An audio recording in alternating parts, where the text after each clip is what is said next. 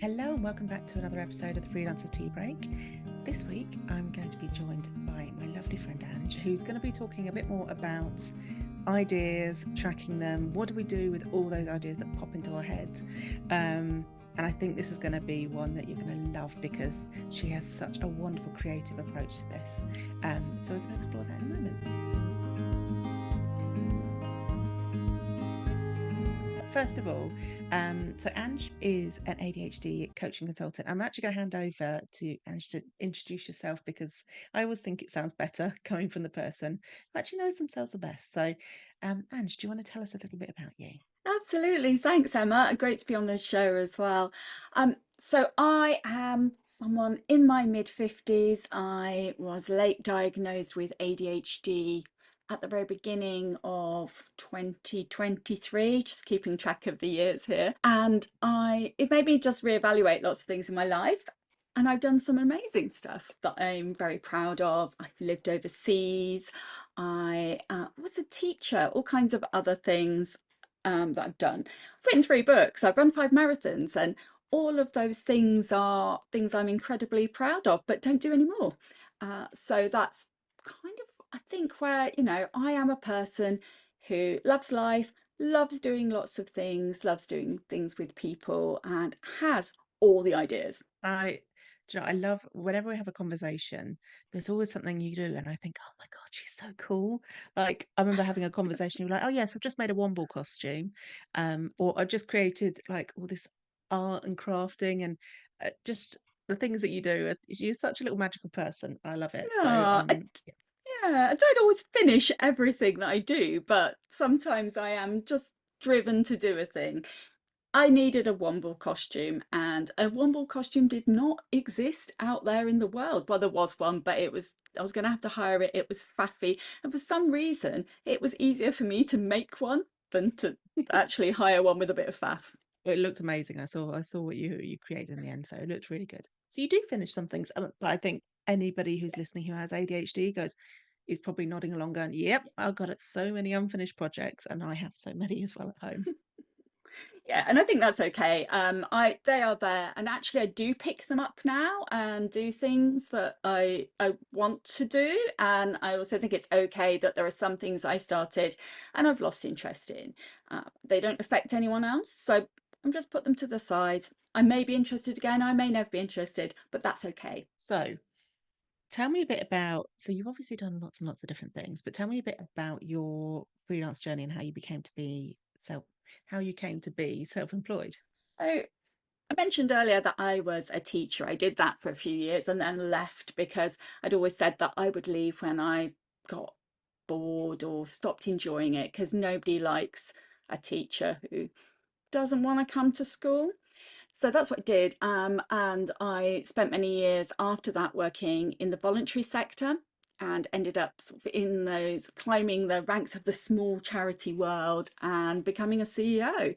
I did CEO roles in 4 charities. And then leading up to the pandemic, I was just about to leave a charity that I'd been CEO of for 5 years. Loved it, but just got to the point where, I was done. And I was really keen to start doing something different and working for myself, at least part of the time. So my plan started in December 19 was like, if I resign in about the February of 2020, I'll then like have enough time to find something that's part-time. I can still do all the stuff that I love with charities, and then have enough space in my life to do something else. So that's what I did. And then a pandemic arrived and there was no work and I didn't have a job. And so I did all kinds of bits of stuff just to pay the bills at that point, but felt really kind of like, I need to get a job. I really need something that's a bit more stable. So towards the end of the pandemics and the lockdowns, I then got another charity CEO job. Went in, there was a lot of kind of change and improvement, systems, problem solving stuff, which I absolutely love as well. And did that for a couple of years. And in the middle of those couple of years, my ADHD diagnosis came along, but a bit more in the middle. And I was burnt out as well. I like throw myself into everything in such a big way, and I hadn't got to the stage where I could manage my energy levels and work out what was going on, and I just didn't know. So it seemed a really good point to just go back to the, well, what do I want to do with my life? And also, not actually long after I had my diagnosis, decided that I could use some of my skills as a CEO in supporting people and bringing out the best in people, and giving them the space to do that themselves, to do coaching for people, for ADHDs. And so I was already signed up to do the training, decided that it was time. I had, lucky enough, had a bit of a buffer and was able to say, well, I could live off that for a while until I get to the point that I start earning enough money. So that's what I did. So it's coming up to a year now that I have been self-employed. I've done coaching, I've done speaking at events, which I also love. So anyone out there who needs a speaker, I love that sort of thing. I have done sort of training with organizations as well.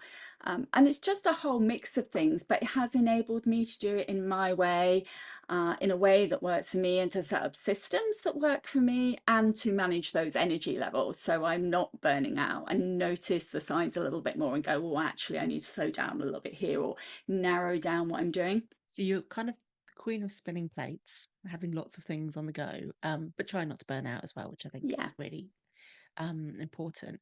You have a lot of ideas coming to you, and I think we've talked in the past about like sometimes it's a case that you just have so many ideas coming out at you that you don't know what to do with them sometimes, which is kind of what we wanted to talk about a little bit more today, because I think when you're particularly when you're ADHD, but actually I think when you're self-employed generally, it's very hard to switch off and very hard to keep track of all the ideas you've got coming in, whether it's post idea or whether it's a business idea or a workshop idea or any of these things, or a way to pitch anything like that. So you have a system now that is excellent, but before we talk about that, how did you used to cope with all of the ideas? What did you used to do with them?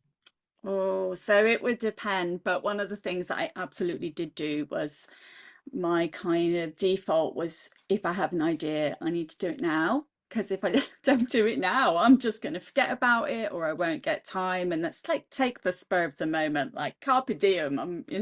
It's in there, let's do it. But what I didn't stop and do was to really consider whether that was the right time to do that idea. And so I would get people into, I would draw people in. Oh, God, I've got this idea, and like, half of me when I say this to people thinks they must like want to run a mile, but I seem to kind of do this thing and people go, oh yeah, that sounds great, we'll do that. So I think one of the big examples of the thing that hasn't happened yet in that way was, and it partly a pandemic thing, in December 2019, which seems to be sort of a bit of a pivotal point for me here.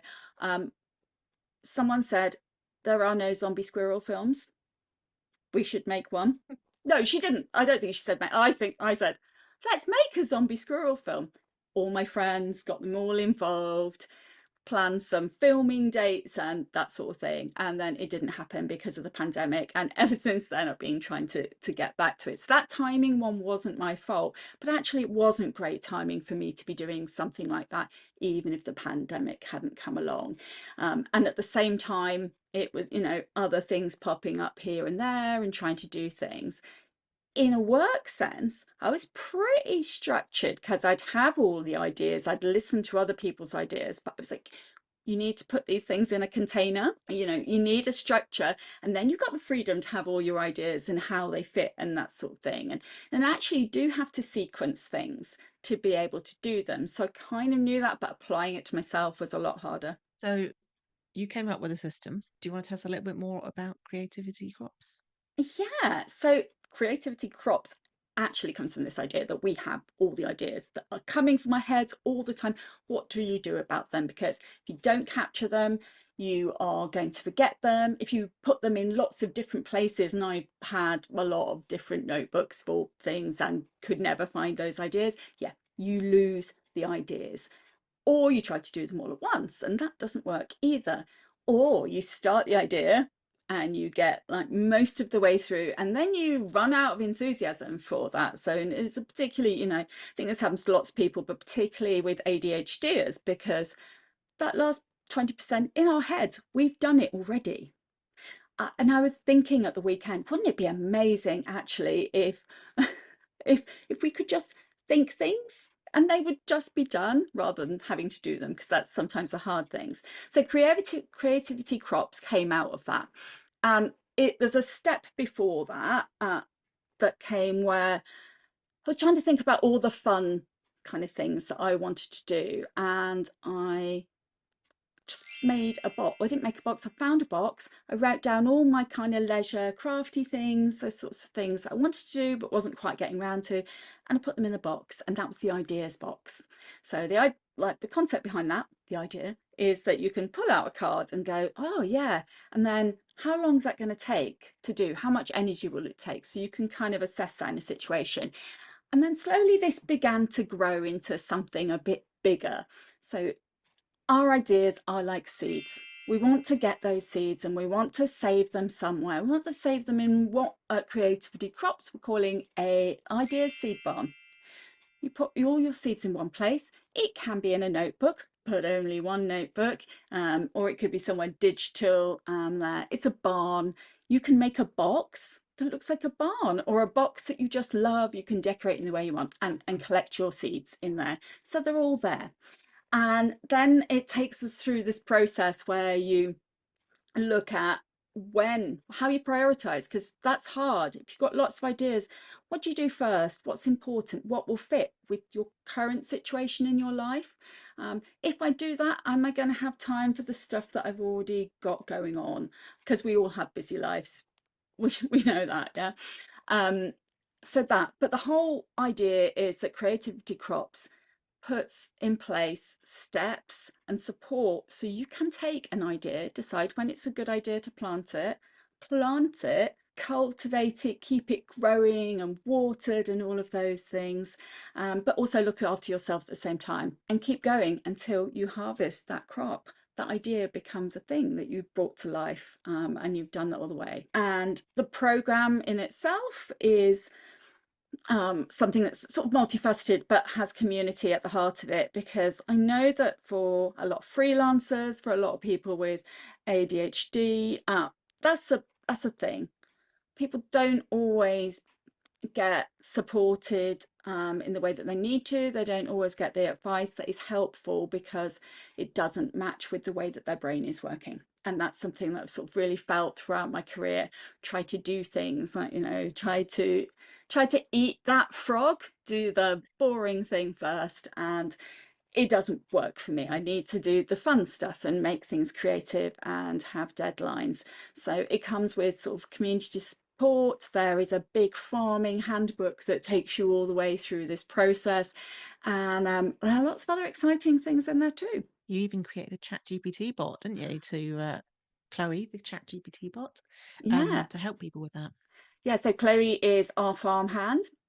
She is available 24 hours a day, because sometimes you're going to wake up. I mean, we really try hard with our sleep and things, but sometimes we're going to wake up with a big question that we can't really work through ourselves. And Chloe, the farmhand, is built in a way that she responds to you as an ideas farmer, using all the creativity cropped concepts in there. So she's actually quite remarkable, and she will also, there'll be a space where you can post questions for her in our Facebook community, and if you don't have the chat GPT, someone else can pop over, find the answer for you, pop it back in the Facebook group actually quite quickly. So that it means there's lots of different ways to access Chloe, but she's a great resource. But also the community, because ideas farmers are great at having ideas themselves, but also in guiding and supporting other people, because they're doing the same sort of thing, and keeping you going, but without it being kind of too in your face and too noisy. Because some of the ADHD communities, they're all brilliant, but they don't always suit everybody. And I know for me, being in really big groups doesn't necessarily work. So there's a lot of chatter and distraction and things, and that's not necessarily what we need. So that there's a kind of main community which will be really focused around support and advice and just a bit of cheerleading. And then we also will have some small groups, and those we call the sheds. So you can just pop down the shed with a fellow farmer and have a chat about a problem or celebrate a thing or just chat about anything. And that's not kind of getting out to everybody, it's just having that smaller group of people for you. Sometimes you can swap seeds as well. Like just because you have an idea doesn't necessarily mean you're the person to do that idea. But like quite often I look at things and I think, oh, there's a great solution there. It's not. It's not in my farm to do, but it might be great for somebody else. So being able to swap ideas with other people is Yeah. also a wonderful opportunity. Yeah, no, absolutely. And we built that in as well. So like we've got seed swapping in there, and everything is built on this farming analogy. So it comes with a little glossary, but there's a lot of fun in it. So weeds are things that hold us back. They grow. We're not like, we don't really notice them growing necessarily, but they are our limiting beliefs. They're the things that hold us back. If you've got weeds, what do you do with them? So that sort of thing is built in as well. We have as the distraction squirrels.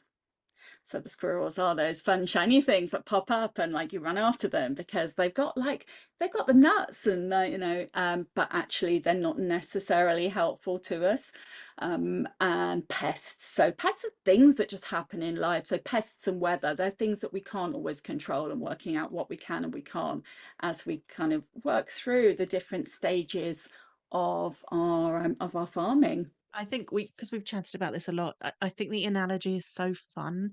And I think it does seem to be a bit of an ADHD thing that we love a good analogy. I've also noticed in when I'm doing goal setting with my group, the actual terms goal setting or targets don't chime for certain people. It really does not work for them. Whereas having that analogy really helps. And I built my idea barn a couple of weeks ago, and sorry, I was updating it this weekend with my sort of my quarter two goals. And it's so helpful to go through and think like some of the things you were saying there about how much energy does this require? What resources do I need? When will I harvest it? One of the my favorite questions that you post on there is um what will you be harvesting? And what will the results of the harvest be? And that was so useful for understanding the why behind why you're doing some of these things as well. And that So yeah, why I think is, yeah, sorry. sorry, go on. The why is really fundamental because that's the bit. So we started doing things because we're really interested in it, because we have a passion about it, and that's the bit we can lose. So being able to remind ourselves of that motivation and get that feeling of it back is absolutely crucial. I think one thing you were saying there as well about the distraction squirrel bringing in like nuts and things. I guess even sometimes it's working out whether you have a seed of an idea or a distraction nut, Yeah. and working out the difference between them.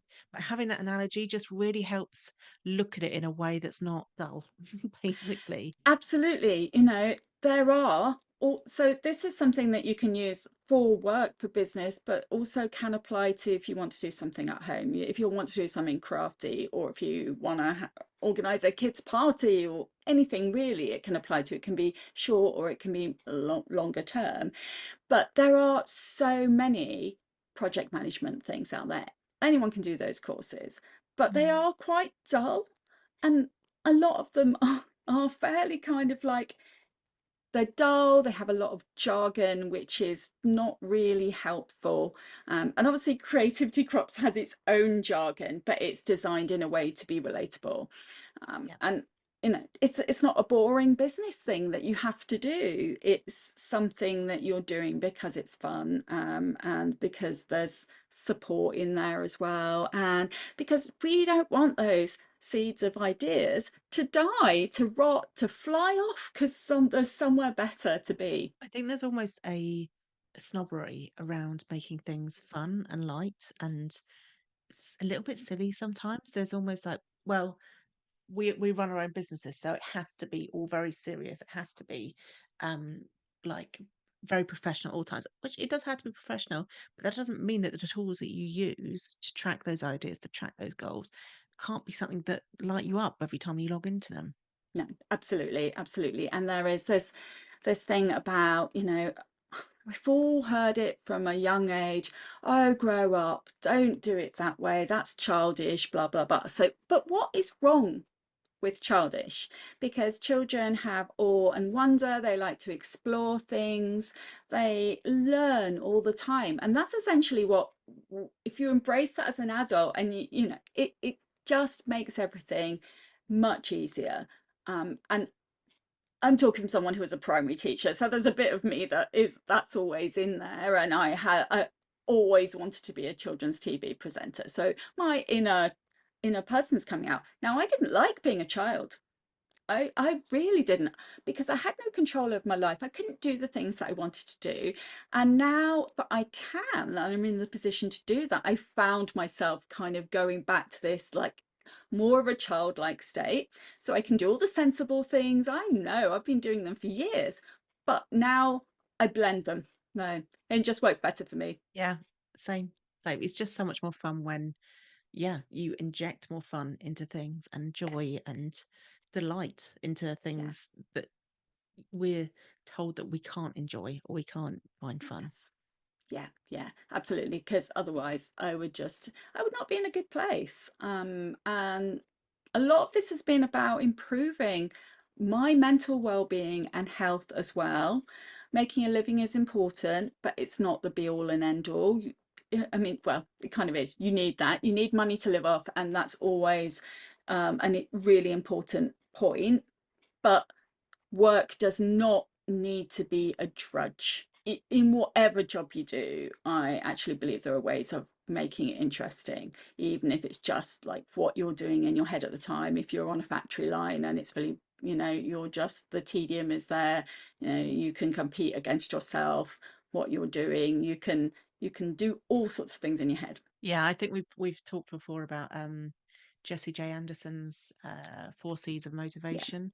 yeah, Yeah, around making things like more creative, more competitive, deadline based, and what I've got. I summarize it with it: fun, novel, competitive, or urgent. yeah, yeah, Um, that's not the ones he uses, but for some yeah. reason I Everyone's couldn't got, remember those. yeah. So Um, many kind of variations of that around there, but they're all coming down to the same thing. Yeah, exactly. And I know these are ADHD tools, but actually they can be used by anyone.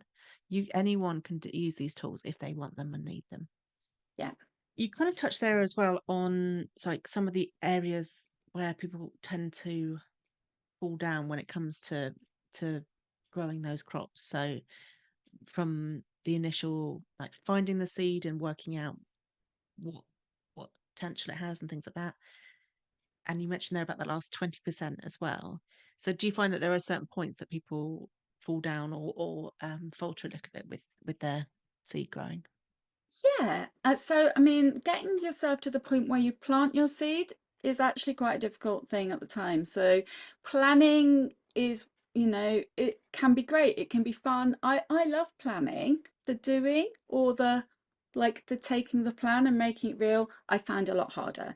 Mm. So it's about kind of like, if you dig down into that, there's a lot of fear often behind that. What is holding you back? What happens if you plant that seed? What happens if you don't? And we tend to think of like the what happens as a scary bad thing. But actually what happens can be amazing and brilliant. And if it's not, you've learned something from it. And that's harder, I know, but absolutely in that. So we've got those. And then we get into this kind of phase where and you really have to manage expectations, your own expectations when you're at this point, and think through those things before, because seeds don't necessarily grow quickly. Some do. I planted some potatoes about 3 weeks ago and they've only just now started to pop up. So it's very exciting when they started to pop up, as opposed to some other seeds that I planted inside who like popped up a lot quicker. But realizing that things will take longer, and you might just have to keep doing the stuff like watering them and doing that. So same with any idea. Once you get going, there's still work to do. So the planting is the big, almost like the sort of the, it's not the beginning, you've done a lot of work already, but it's the point where you're committing it, you're putting it out there. So you have to take care of those ideas as you go. And sometimes that can be boring. And that have been, so that's where the kind of, you need to think about putting the fun back in it, just remembering your end goal and your motivation, the why you are doing it. And we talk quite a lot about kind of recording that in places, the why, and recording it in places where you will find it and be able to retrieve it, and all kinds of tools like emailing your future self and saying, you know, so randomly you will forget, probably you get an email from yourself that says something really positive and or reflective of whatever you need it to say. So lots of things in there, and then we kind of get to that stage, and then again, you know, you get to the point that your crops are grown, and that's scary too, because you've done a thing, so what now? And some people will be doing projects for themselves, just like, you know, if you're doing a crafty project, at the end you might want to keep it for yourself, but you also might want to tell the world that you've done something wonderful, because like that positive reinforcement will help you the next time you want to try something different and new. Or you might want to be selling it. So those are different kind of aspects of things, but there's still a what next. So if you've got something successful, do you grow that crop again? Do you do that now, or do you just let it ride out for a while? And that's essentially where you go back to the beginning and say, you know, what have I got going on now, and what new seeds can I plant at the moment? And with creativity crops, you know, I keep stumbling over the whole word creativity crops. I don't want to call it CC because I'm not a fan of like abbreviations like that. But anyway, what we do is say, you know, you don't try to plant all your ideas at the same time. You might want to consider planting a main crop. That's one that will kind of be a bit more intensive and take a bit more work. And then you might just want a small side crop, which is something that might grow quicker and give you a bit of like motivation and keep you going there, or something that's just going to tick along nicely without too much effort, but you can see the outcome of it. Yeah, and having, I guess, like short-term crops, long-term short crops. Yeah, But I think also having that awareness that you only have so much land, you only have so yeah, much time. So that kind of then also focuses you a bit on which crops are worth that time and yeah, space, like physical space if you were yeah. planting them. Yeah, and the beauty of it is your ideas are still in the barn, and you can still keep adding ideas to the barn, and ideas aren't lost. As you say, you can swap them with other people if you go, when you're sorting through your seeds in your barn and you decide it's not for you, you can offer that out to someone else, because then that idea still has a chance to grow somewhere different, because we can't do everything ourselves. I think one of the things I really love as well is that you have the Harvest Festival built into it as well, where you're celebrating those wins. Yeah, yeah, absolutely. So it's, you know, do a good thing, why would you not celebrate it? And so there are actually different stages which give you a chance to kind of reflect and celebrate a little bit and go, look what we did, like it's amazing, and share that with others. And sort of one of the things I want to do further down the line is, particularly for people who want to sell their like crops once they've got them, is to take that step further and sort of have a farmers market platform where people can sell, so or share to the world in some way. So it doesn't have to be big and grand, it's just a next step in the things that people can do as part of their farming adventure. So you're going to be launching, I guess we could say, a new season of the creativity crops Yes, for people to join you for. I think it's a 3-month program, isn't it, to it's a oversee the crops. yeah, so it's a 3-month program, and people, so that launches, opens for new farmers on the 15th of April, which is amazing. Very excited about that. And then over that 3-month period, there is monthly group coaching available online. If you can't make those dates, we will be recording them and you'll be able to access them for a period of time. You get all the resources with that and all the support that goes with it from the community. It doesn't have to just be for 3 months, but that's kind of how we're sort of splitting up seasons, and it might be that your crop takes longer than that. That's absolutely fine. So it's going out as a membership. it will go out as a either monthly or annual membership, and then there will also be a VIP option, which has a little bit more support from me, some accountability check-ins, and sort of whatever people need, really, because some people will want that and others not. Perfect. And where can we find you online?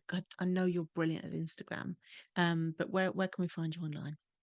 So my website is adhdingwithanj.com.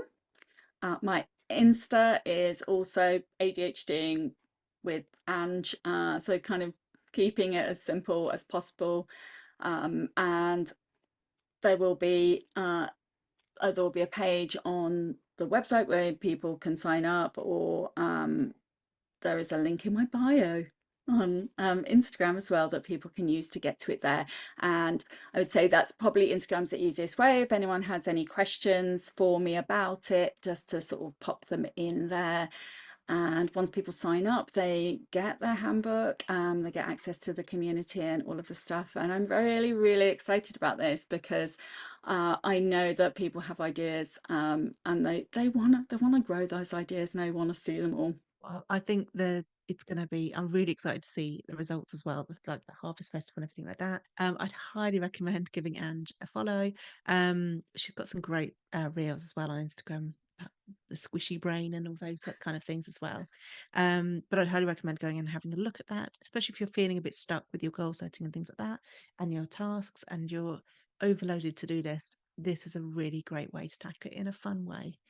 So thank you so much for coming on. I think it's such, I think this is such a lovely idea, and I really think a lot of people are going to get a real benefit out of it. So thank you very much, everyone, for joining us, and have a wonderful freelance week. Thank you, Ange.